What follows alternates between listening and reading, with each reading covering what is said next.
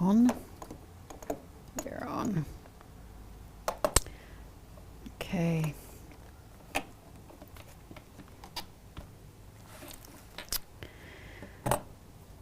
Today is actually Women's Ministry Emphasis Day right around the world.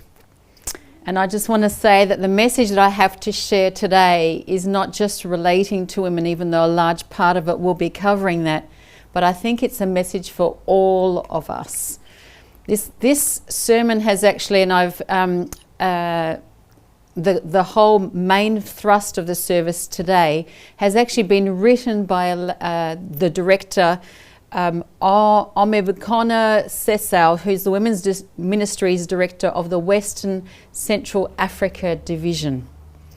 And I thought really in this space with what has been pulled out within this message is actually really worth sharing. It's entitled Heroines of Faithfulness. And the Cambridge dictionary says this: a heroine is a woman who is admired for having done something very brave or having achieved something great. A heroine is a woman who is admired for something brave and achieved something great, if I summarize it into some of the key words. And the Bible actually presents many women throughout the Bible who are real heroines. Can you think of some of them? Some real courageous women in the Bible. Who comes to mind for you? Jael. Who? Jael. Jael? Okay. Interesting one. Something very brave. Okay. Who else? Ruth. Esther. And we could mention other ones as well. And so there are some that we know a lot more about and others that we don't know as much about. And so today we're actually going to look at some less commonly known women, or that are in the Bible and there's only a short passage about them.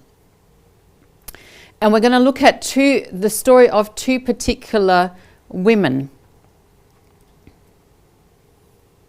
Question is, what happens when your profession gives you the unique opportunity to do an extraordinary assignment, whether good or bad? What happens when obedience to God conflicts with the obedience to man and you are faced with life-threatening consequences?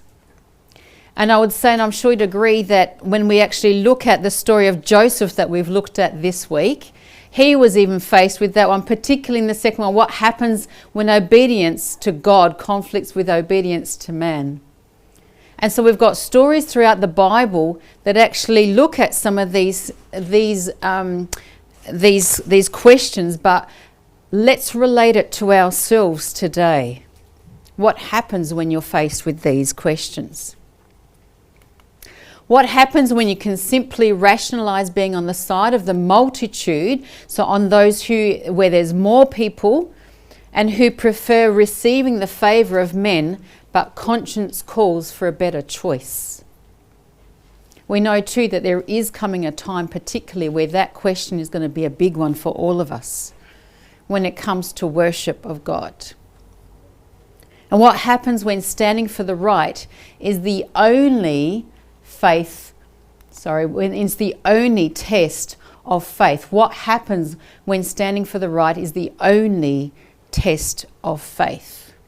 What will you do when you are faced with that? Will you stand for God, or will you bend with what man wants?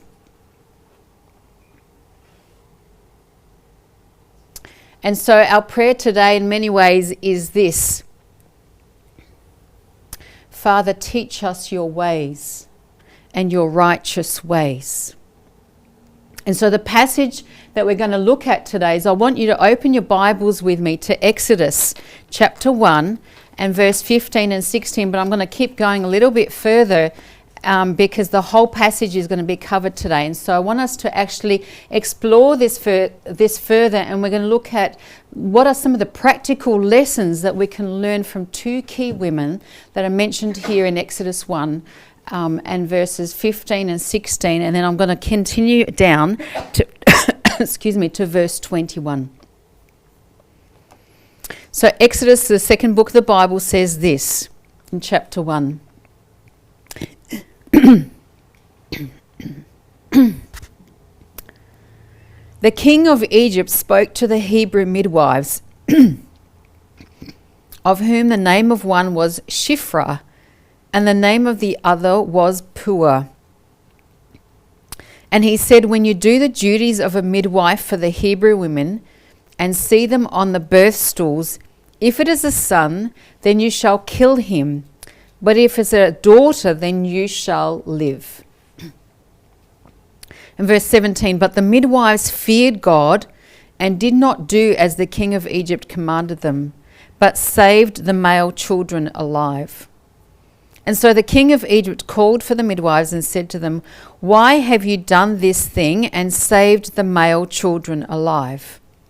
And the midwives said to Pharaoh, because the Hebrew women are not what? They are not like the Egyptian women. Anyone would think that childbirth is one and the same thing. But they're saying here that, yes, childbirth is happening, but the Hebrew women are not like the Egyptian women, for they are lively and give birth before the midwives come to them.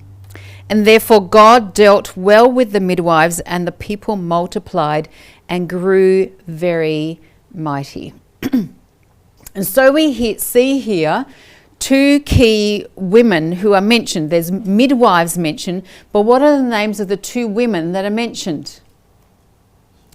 Shiphrah and Puah. And so in some ways we can almost assume that they may have been the leading ladies of the midwives, the leading midwives. Either way, for whatever reason, these two women are actually mentioned by name. And so the context is this. To know what context we're talking about here, if you were to read back into the beginning of chapter 1 and then back into the end of Genesis, Joseph has died, and so have all of his brothers. We see that in verse 6. And all of that generation. And in verse 7 it says, the children of Israel were fruitful and increased abundantly. They multiplied and grew exceedingly mighty, and the land was filled with them.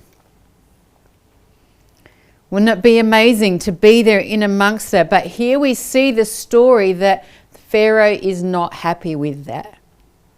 He's not happy with them multiplying and filling the land. And so they weren't, so the thing is, what Pharaoh does is he forces them not only to harsh slavery, thinking that hard labor will actually get them working in that space and getting what he is wanting to have established, but also what is happening is that he has this strategy where he actually employs, you could almost say, or he doesn't employ them, but he actually says to them, I want you midwives to help me. I want you midwives to actually play a part in helping me to do agreed extinguish as much as possible and significantly reduce the multiplying of the Israelites. And this is where we see his strategy that we have just read in verses 15 and verse 16. And it's interesting that he says here that when they are, in verse 16, he says, he says to the midwives, your duty is to basically, when you see them on the birth stools, if it's a son, then you shall kill him, but if it's a daughter, then you shall keep them alive. And we can only assume, and it was to a degree, it was the culture of the day too, is that females were typically taken as slaves into homes. And so there was a benefit with keeping the females alive. But also with the males, of course, we know that with generations, it was through the males that the generations were continued. We know of Abraham, there's Isaac, with Jacob's mentioned, we've got Joseph then mentioned. And so there was this multiplying of the Hebrew nation, of the Israelites. And he says to intervene when they are on their birth stools. Now you may remember on Mother's Day I briefly touched on the fact that in that time birth stools were basically big stones. Big stones, or referred to sometimes in the Egyptian writings that you look back onto, it was referred to even as bricks, but they were big stones. I almost picture them as like a big limestone that we would possibly see, or something like that today. Either way, they were big stones, and there would either be two stones, or there would be stones put into the shape of a horseshoe. Imagine that, giving birth on stones or between stones. And I want to mention something, that the names of Sifra and Pua were also significant, because when we see that their names have been mentioned, and they would have been, overseeing this whole thing, Shifra means beauty, and Pua means splendor or brightness. And when you think of this, and as we look at this, explore it further, that's exactly what we see them being. Because they follow God, but they actually follow also the meaning of the meaning of their names does actually shine through. And what is their reaction though? What is their reaction to what Pharaoh actually orders to them? Let's see what their reaction is. We see that reaction basically in, they then say that the Hebrew women are not like the Egyptian women. And what we see here is that there's this battle going on, that Pharaoh wants a certain thing, but there is goodness still. There is goodness through these two women. One of my favourite writers, Ellen White, says this: Satan was the mover in this matter. He knew that a deliverer was to be raised up among the Israelites. Who was that leader that we know was raised up? Moses. Moses became the leader. And so that, Satan knew that a deliverer would be amongst the Israelites, and by leading the king to destroy their children, he hoped to defeat the divine purpose. He hoped to quash that from happening. And so here's this spiritual battle that's raging, and God needed faithful warriors to stand against the enemy, to defeat his purpose and to honour him through their faithfulness. And so these two midwives, Shifra and Pua, take up this exact challenge. They take up this challenge. Maybe, why were they addressed by the king specifically? Well, maybe they served directly under the king as leaders. And perhaps by giving this mandate, Pharaoh was sure that his order would be carried out as instructed. Whatever the case, these women of value were entrusted into this personal assignment by the Pharaoh.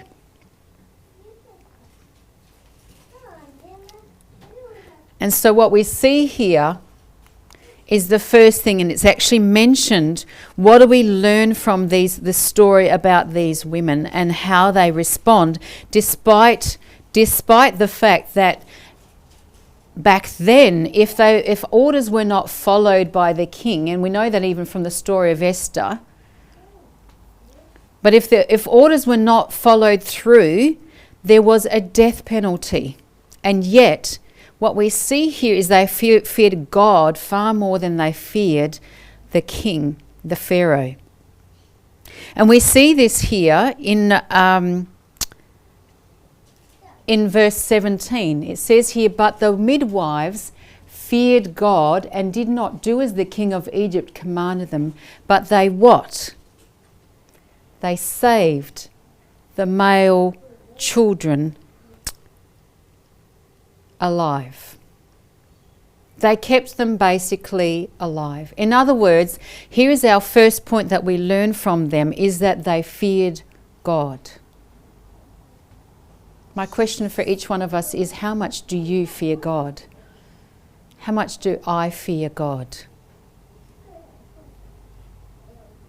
The fear of God was the only motivating factor that is the only motivating factor that can make someone reject evil despite the consequences.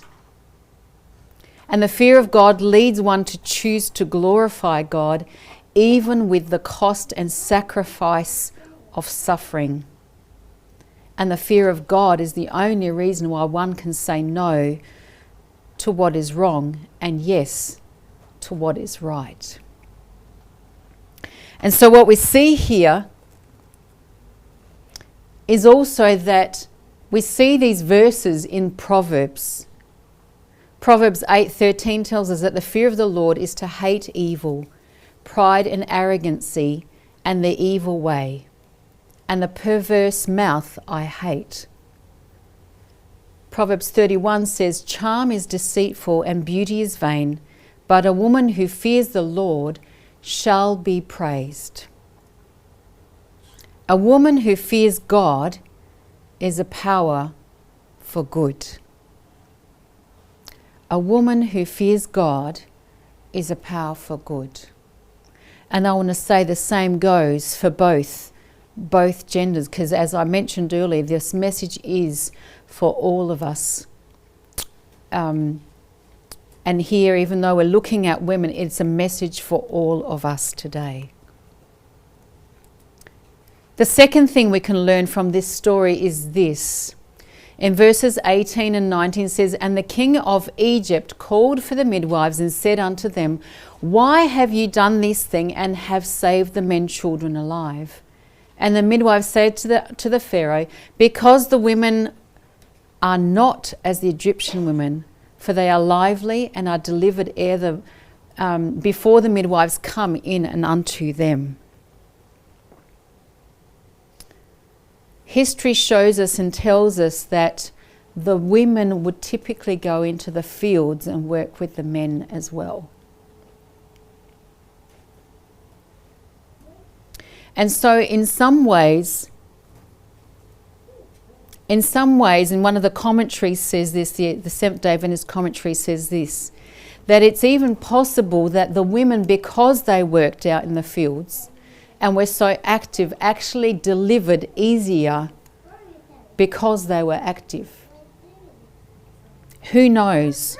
Whatever the reason, it's also very possible that the midwives delayed their coming to the Hebrew women. And that is what is commonly considered in some ways.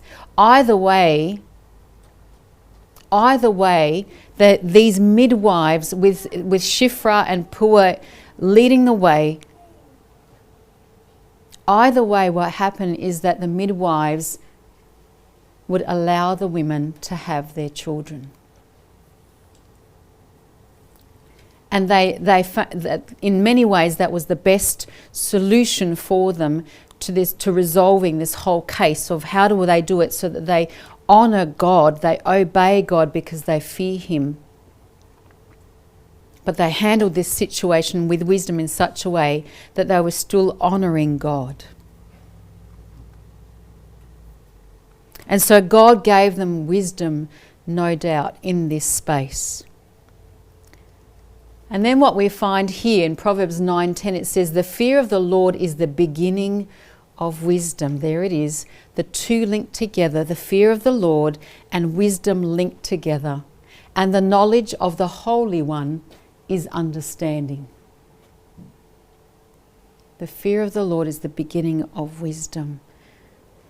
Coming to God all the time and asking Him for wisdom is a crucial part of what should be a crucial part of our lives. God bless Shiphrah and Puah with the best solution, because here in this case the Pharaoh could not contradict their response and they could not be accused of disobedience. And so how did they gain this wisdom? By their communication with God and listening to His voice. And that same wisdom is available to us. Proverbs 2 verse 6 says, "For the Lord gives wisdom." Proverbs 14 says, "Wisdom is enshrined in the hearts of men and women of common sense." Ask God for wisdom, and He gives it to each of us. When daughters of God choose to honour Him with their obedience, God blesses them with wisdom in handling complex situations. God promises to help us in all circumstances, especially in the time of trouble like this one. What a time of trouble it would be. Imagine being one of the Hebrew mothers, knowing that the edict had been given out, and when you would be delivering, wondering what on earth would happen, whether you would have your child and be able to keep it or whether they would be killed. What a situation to be put in. And yet God gave women for women to support them right through this situation. Right through this situation, who were given wisdom by God. Wisdom for finding our way through the various parts of life's difficulties comes through the help and wisdom of God, who is willing to communicate to all who seek Him. The third thing that we can learn from this story is that they chose to obey God rather than man. And here we see, again in Counsels for the Church, says, "He who has God's law written in the heart will obey God rather than men, and will sooner disobey all men than deviate in the least from the commandment of God." God's people, taught by the inspiration of truth and led by a good conscience to live by every word of God, will take His law written in their hearts and as the only authority which they can acknowledge or consent to obey. The wisdom and authority of the divine law are supreme. Life is about making choices, and each one of us is responsible for our choices. The midwives refused to take the life of a human being, choosing to obey the life giver, the one who breathed the breath of life into Adam and Eve. The one who breathed the breath of life into Adam and Eve. They chose to follow Him, and how could they on earth take the life of another person? And how could any of us think of ever taking the life of another person? Because through that it means taking away the gift of God's breath of life. Taking away God's gift of the breath of life. And so they choose to obey the one who is the life giver. The fourth lesson that we learn from them is that they stood against injustice and defended the helpless. Some of the most helpless situation is that of a woman giving birth, where they are in intense pain. They, in some cases, in all cases, would be exhausted. And I know some ladies have said they've had quick births and found it really easy. But I know I've got a girlfriend who had a 32-hour labour. 32-hour labour. And each woman could have her own story to share. And so in this time of weakness, there were other women who stood up and supported them and gave the strength in this situation. God used them in this space. And so Shiphrah and Puah decided to stand against injustice done to the Hebrews by refusing to carry out the king's order. Proverbs 31 says, "Speak up for those who cannot speak for themselves. Defend the rights of all those who have nothing." And so I'm actually really grateful that our church as a whole, at every level, and at the Australian Union Conference level and at the General Conference level, there are fights for injustice, but we individually can also make a stand against injustice for those who are helpless, those who are widowed, those who are in domestic violence and in other ways. How are you and I standing in that space for others? That's the question for each one of us. People who love God, and especially in this case as we're looking at Women's Emphasis Day, especially women of God, must stand up like Shiphrah and Puah, and with God's wisdom protect the lives of the helpless and defend those who cannot help themselves. And the fifth lesson is this: their faithfulness saved the entire race of the Hebrews. Their faithfulness saved the entire race of the Hebrews. It's because of their faithfulness that one like Moses was born and saved, and who was used by God then to deliver his people from their bondage, and surely was saved by midwives through his death, as we know the story goes further. Can God, here's the question for you and I, can God count on you and me when he needs us to serve him through our faithfulness in our professions and in the daily routines of life? Can God rely on you and I in that space? Can God rely on you and I to be faithful in every space of our daily lives? God could count on Shiphrah and Puah to save his people. What a blessing to have such women in a time of crisis. Adventist Home says this: even the humblest tasks are the work of God. Even the humblest tasks are the work of God. Woman in her home doing the simple duties of life that must be done can and should exhibit faithfulness, obedience and love, as sincere as angels in their sphere. Conformity to the will of God makes any work honourable that must be done. And so that again is for all of us. No matter how humble your task, then the thing is, it's important to God. And then our last point is this: God rewarded their faithfulness. God rewarded their faithfulness. The Good News Translation says this: because the midwives were God-fearing, God was good to them, gave them families of their own, and the Israelites continued to increase and be strong. God had approved the action of the faithful midwives and blessed them for honouring him. As you and I obey God and we're faithful to him and we go about our humblest duties, the thing is that he continues and will continue to bless each one of us.